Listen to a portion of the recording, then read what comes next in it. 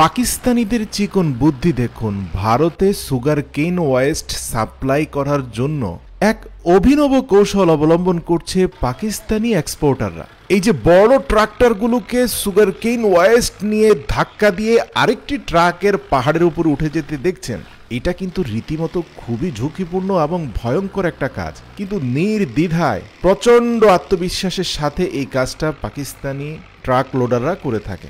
এখন প্রশ্ন আসতে পারে, ভারতে সাপ্লাই করার জন্য পাকিস্তানিদের একটা ট্রাকের মধ্যে এত বেশি পরিমাণে সুগার কেন ওয়েস্ট কেন ফিল করতে হবে? চাইলে তো এই পরিমাণ ওয়েস্ট প্রোডাক্ট একাধিক ট্রাকে করে নিয়ে যাওয়া যেত। এর পেছনে একটা রহস্য আছে। আপনারা জানেন যে ভারত এবং পাকিস্তানের মধ্যে ট্রেড বা বাণিজ্যের পরিমাণ খুবই কম, কারণ তাদের সীমান্তবর্তী এলাকা দিয়ে যে কোনো পণ্য আমদানি রপ্তানিতে উভয় দেশে খুব কড়া নজরদারি এবং চেকিং হয়।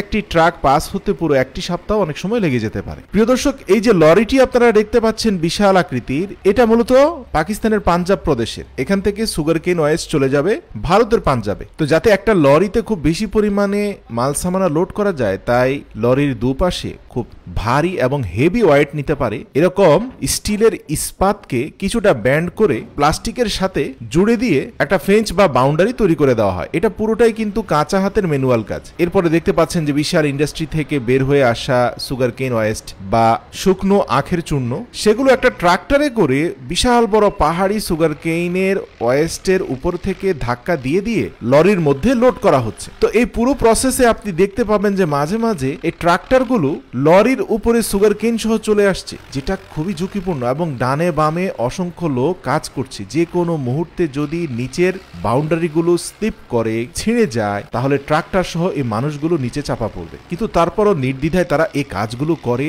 এর কারণ একটি ট্রাক সীমান্তবর্তী এলাকা দিয়ে পাস হতে এক সপ্তাহ সময় লেগে যায়। যদি একাধিক গাড়ি দেওয়া হয় তাহলে হয়তো মাস লেগে যাবে। দুদেশের বাণিজ্যিক বিষয়টাকে মাথায় রেখে এখানকার ছোটখাটো ইম্পোর্টার এক্সপোর্টাররা অনেক ঝুঁকি নিয়েই বিভিন্ন ধরনের পণ্য বা ওয়েস্ট প্রোডাক্ট আমদানি রপ্তানি করে থাকে। তবে বিশাল দানবীয় পাহাড় আকৃতির এই ট্রলির উপরে ট্রাক নিয়ে উঠে যাওয়া এবং সেখানে প্রয়োজনের তুলনায় অনেক বেশি পরিমাণে মাল সামানা ক্যারি করা, আপনি দেখতে পাচ্ছেন যে পেছনের দিকে ওয়েস্ট প্রোডাক্টগুলোকে একটা বাঁশের সাহায্যে একজন ব্যক্তি ধাক্কা দিয়ে দিয়ে কিছুটা ট্রিম করার চেষ্টা করছেন। একবার ভাবুন কি পরিমাণে কম্প্রেশনের মধ্যে এগুলোকে লোড করা হয়েছে।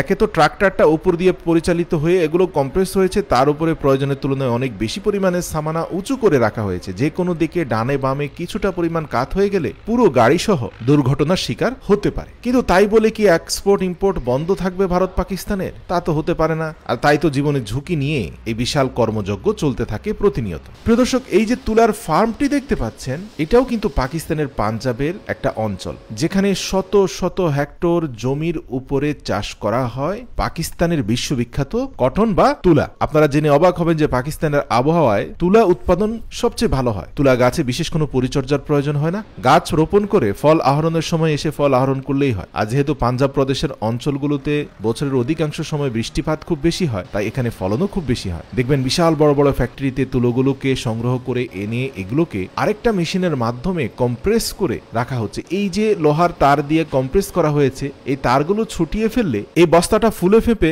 অন্তত 20 গুণ হয়ে যাবে। সাধারণত তুলা রপ্তানি করার সময় এভাবে কম্প্রেস করে রপ্তানি করতে হয়, আর তা নয় তো এই তুলা রপ্তানির খরচ অনেক বেড়ে যাবে।